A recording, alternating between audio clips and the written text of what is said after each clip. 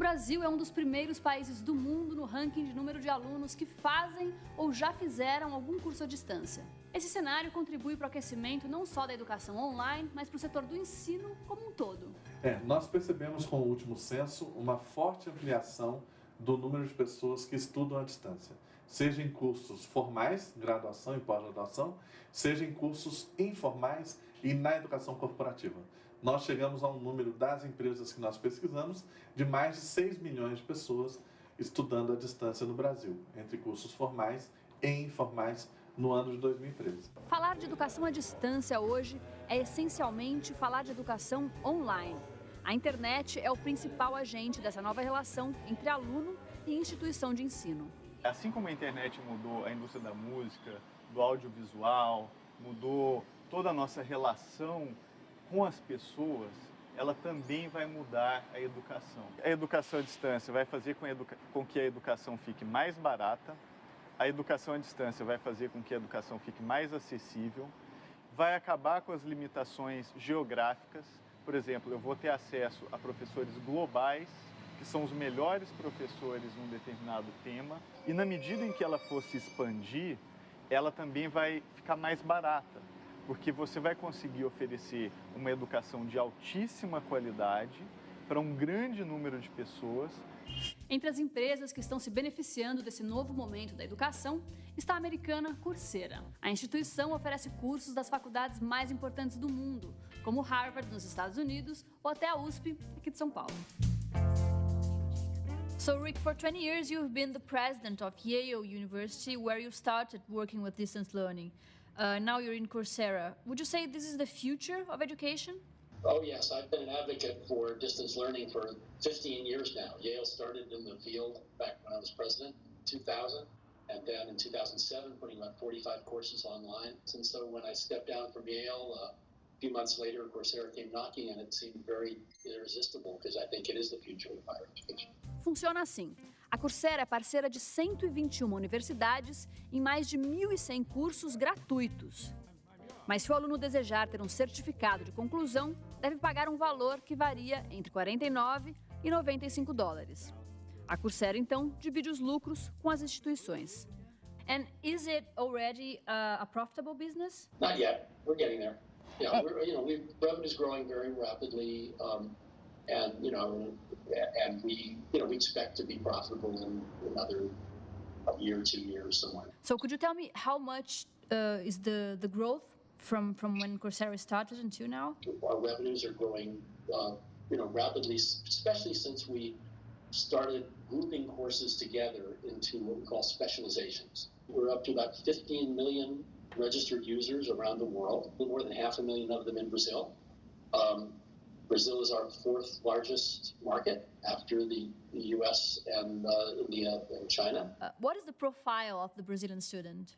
Use of the platform is disproportionately high in Brazil.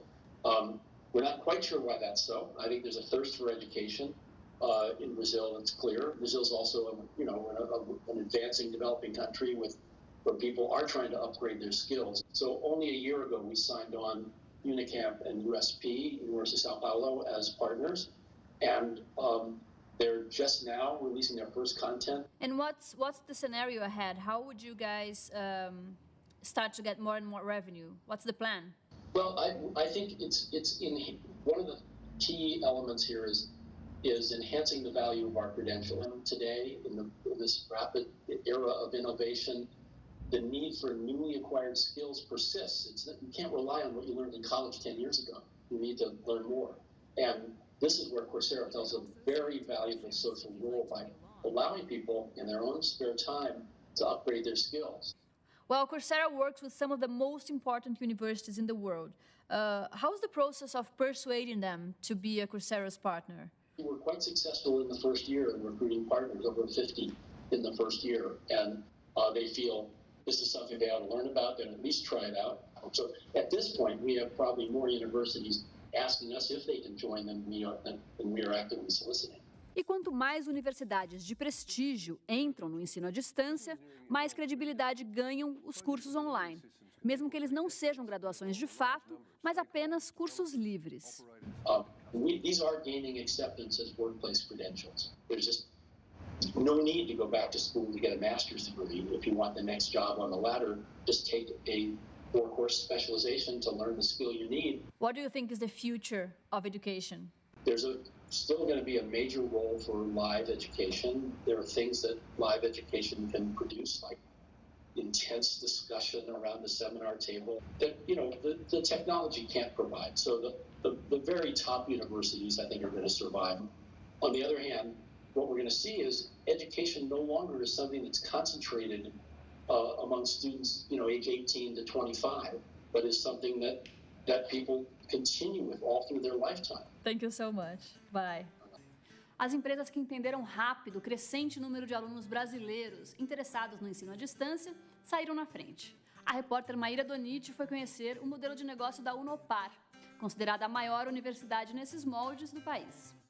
À primeira vista, parece uma sala de aula como qualquer outra pelo Brasil. Até seria, não fosse um detalhe. Essa fica em Breves, na ilha de Marajó, estado do Pará. Para ir ouvir, só de barco ou de avião. Mas é justamente isso que levou a Unopar a abrir um polo de ensino ali, há 5 anos. Muitas vezes nós procuramos essas localidades porque a gente percebe que não existe uma oferta de ensino superior numa determinada cidade. Muitas vezes são cidades do interior do Brasil, mas que têm uma taxa de crescimento muito grande, que precisam de uma mão de obra mais bem preparada. A empresa começou como uma faculdade presencial em Londrina.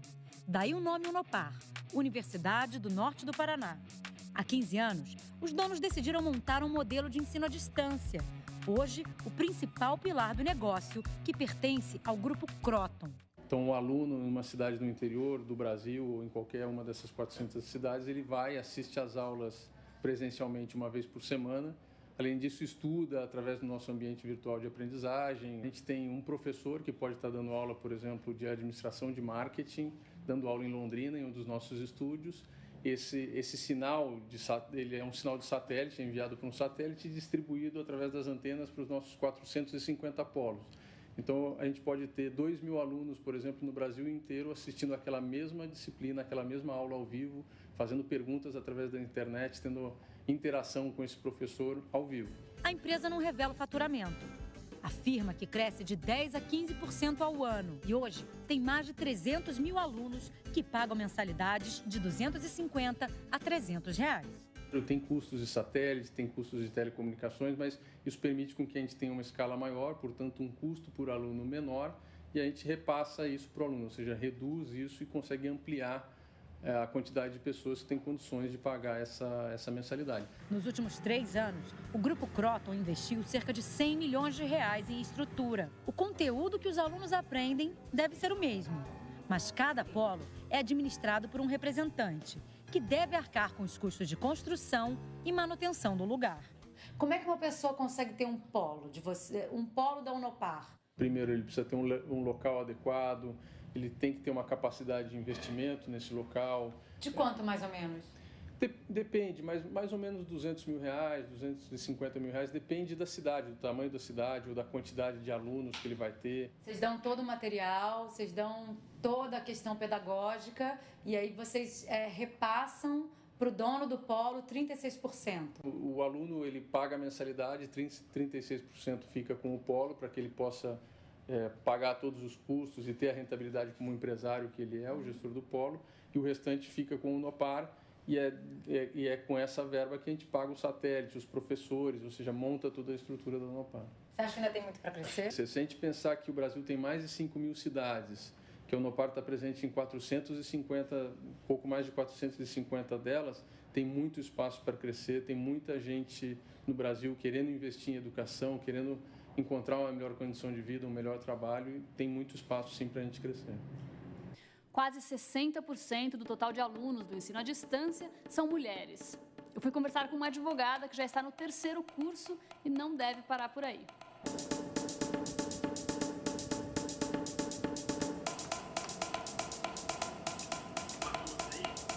Coisa escrita. Quando não, eu tô com a câmera desligada. O que te atraiu para o universo online dos cursos? A facilidade, o acesso. Nós temos diversas plataformas que ajudam, inclusive na interação, por meio de vídeos, inclusive, aulas ao vivo, e a flexibilidade de horários. Então, possibilita muito, ainda mais a questão de trânsito para quem mora em São Paulo, grandes centros, né? Onde você faz os cursos, geralmente? Ou no escritório ou em casa. Bom, você é formado numa graduação presencial. Qual você acha que é a principal vantagem e a principal desvantagem do ensino online em relação ao presencial? A vantagem, eu creio que é realmente essa facilidade. E você tem a possibilidade de conversar com pessoas de outros estados, inclusive de outros países. E quais você acha que são as principais desvantagens? Nós somos muito ligados àquele relacionamento presencial, mas muitas plataformas têm sido desenvolvidas, tendo a possibilidade, inclusive, de aulas ao vivo. Isso já é real. Por exemplo, o Copyright X, que eu fiz, que é pela Universidade de Harvard e o Instituto de Tecnologia e Sociedade do Rio, e os alunos também poderiam ele poderia escolher participar ao vivo também por meio do vídeo, ou apenas falando ou escrevendo. Então, possibilita, para quem for mais tímido, não quer aparecer, escreve ou somente aparece a voz. André, e quanto você pagou por esses cursos que você fez? Nada. E quanto você pagou pela sua faculdade? Um pouquinho. 5 anos pagando caro. Sim.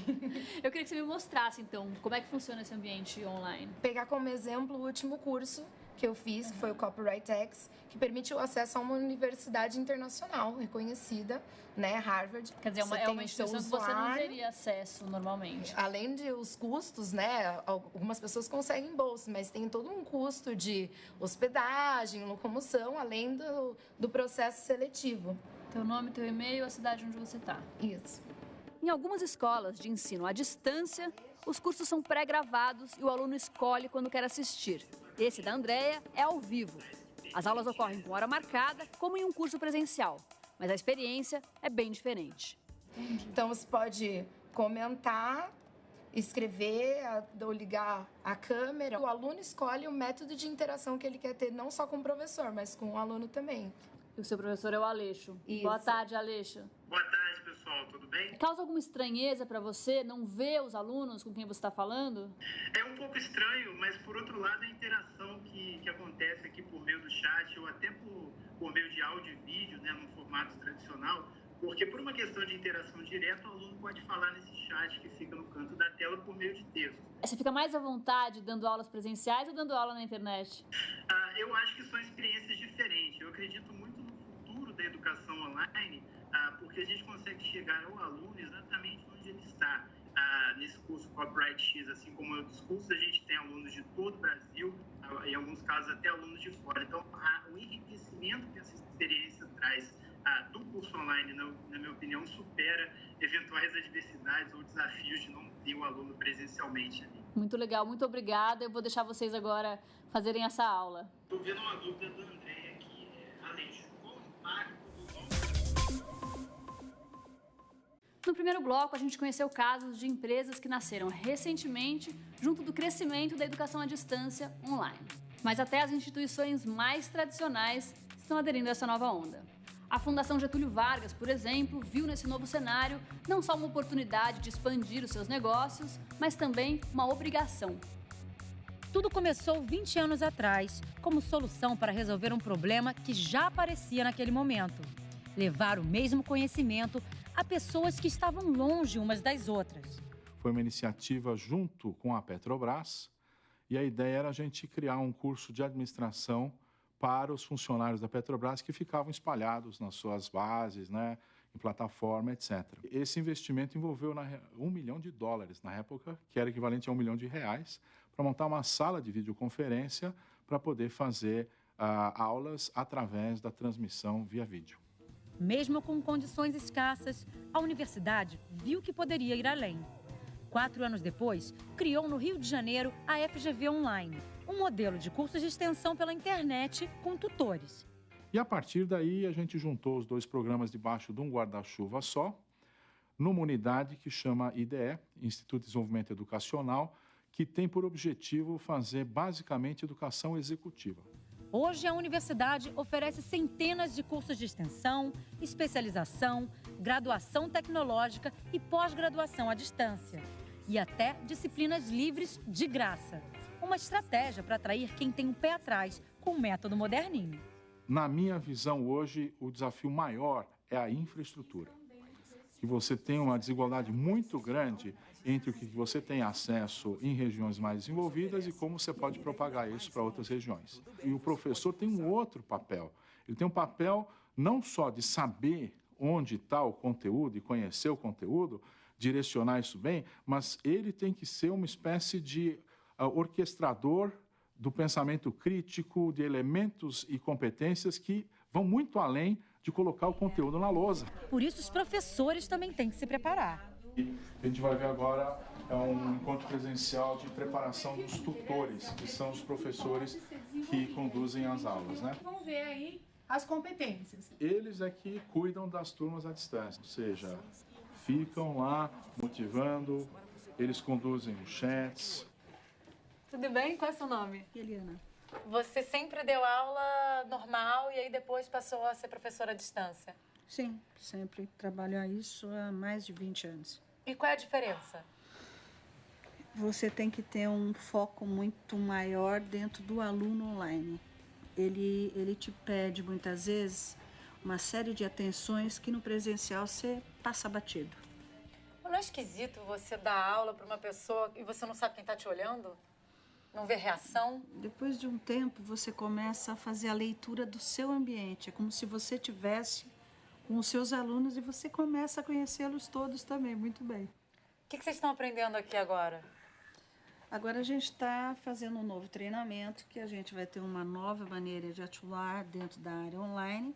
Você acha que não sei, isso para vocês, assim, vocês acham que o aluno virtual, ele está mais afim de aprender do que o aluno presencial? Ele tem que estar, né? Empresas espertas já estão sacando isso, vendo que a pessoa que se forma num curso à distância se organiza melhor, gerencia melhor o tempo, sabe trabalhar em equipe.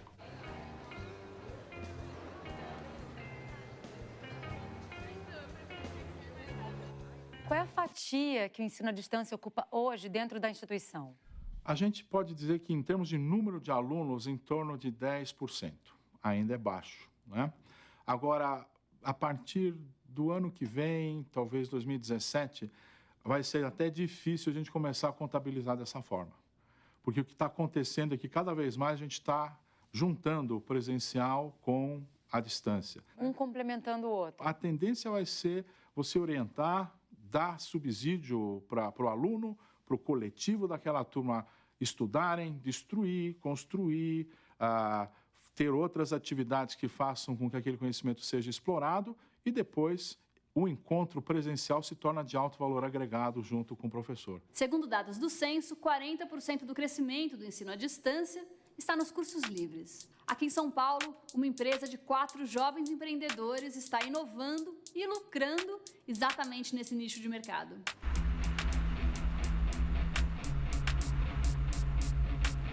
Uma turma de amigos que sentia falta de cursos legais para fazer e acabou criando suas próprias aulas online. É o pessoal da Descola que eu vou conhecer agora.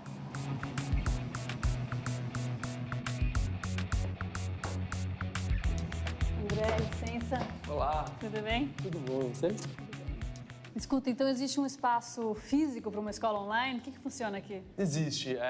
Hoje a Descola, a gente tem uma parceria, uma sociedade, na verdade, com a Escola de Design Thinking, em que a gente está levando os cursos deles para o online e também a gente usa como escritório para a gente trabalhar no nosso dia a dia. Os cursos da Descola não são nada tradicionais. Vão desde a produção de cerveja artesanal até a análise da obra do diretor de cinema, Pedro Almodóvar. André, você é publicitário e agora tem uma escola online. Como é que você fez essa migração e por quê? E a gente pensou que nada que a gente queria aprender, temas novos, tinham esse modelo prático e rápido de ser ensinado. O que a gente fez então foi, vamos nós mesmos criar esses cursos. E a gente criou. E a gente modelou esses cursos e organizou eles presencialmente. A gente viu que tinha assim, uma demanda muito grande por pessoas querendo aprender e a gente percebeu que assim, as pessoas tinham que aprender no seu tempo. É muito difícil, às vezes, você sair do trabalho com a cabeça super pesada e aprender um tema que é mais inspirador, menos aplicação no seu trabalho. E esses foram os insights que a gente usou para tentar levar esse modelo desconstruído, que é da onde surge o Descola, para online. Em 2013, a Descola lançou seu primeiro curso online de empreendedorismo. Essas aulas já ultrapassam os 3.000 alunos. E qual que é o modelo de negócio de vocês? O nosso primeiro investimento foi um investimento, um seed money. A gente foi uma das startups aprovadas no primeiro modelo do seed, que é um processo de aceleração que aconteceu em Belo Horizonte. E a gente foi uma das 40 startups selecionadas entre 1.800 que aplicaram. Foi um investimento em torno de R$80 mil. Então a gente começou a rodar muito com esse investimento. E aí depois hoje o nosso modelo de negócio é a venda de cursos. Os cursos custam de R$ 39 a R$ 149. E nos últimos 4 meses, a Descola cresceu 40%. A gente está bem naquela curva de sair de startup para virar uma empresa já um pouco maior, um próximo passo. E quais são os principais desafios que vocês têm? Mostrar que o ensino online ele pode ser muito legal, ele pode ser super proveitoso, a pessoa pode aproveitar e aprender novas skills, ou ter nanodegrees, como hoje é uma tendência que está vindo de fora. Nanodegree, ou nanocertificado, basicamente é um certificado de um curso técnico compacto e online que te ensina habilidades específicas para determinadas áreas de trabalho. Os nossos cursos hoje, eles são divididos em pequenos capítulos de até 7 minutos. A gente aprendeu muito com o nosso consumidor, que é um tempo ótimo para ele aprender alguma coisa. Hoje, a média do mercado é de 10% de conclusão dos cursos online. Pouquíssimo. Que é pouquíssimo. E hoje na Descola a gente tem 65% de conclusão. Quantos alunos você tem hoje? Hoje a gente está com 6 mil alunos. Uma média de 600 alunos por dia se cadastrando na Descola. E para esses 6 mil alunos, André e os 3 sócios têm apenas 2 funcionários. Outra grande vantagem que reduz os custos do empreendedor da educação à distância. 30% em média dos alunos faz mais de um dos cursos. E aí entre cursos gratuitos e cursos pagos. E o melhor de tudo é que para se matricular, você também não precisa sair de casa. Faz isso já. E o Mundo S.A. de hoje fica por aqui. A gente se vê na próxima semana. Tchau!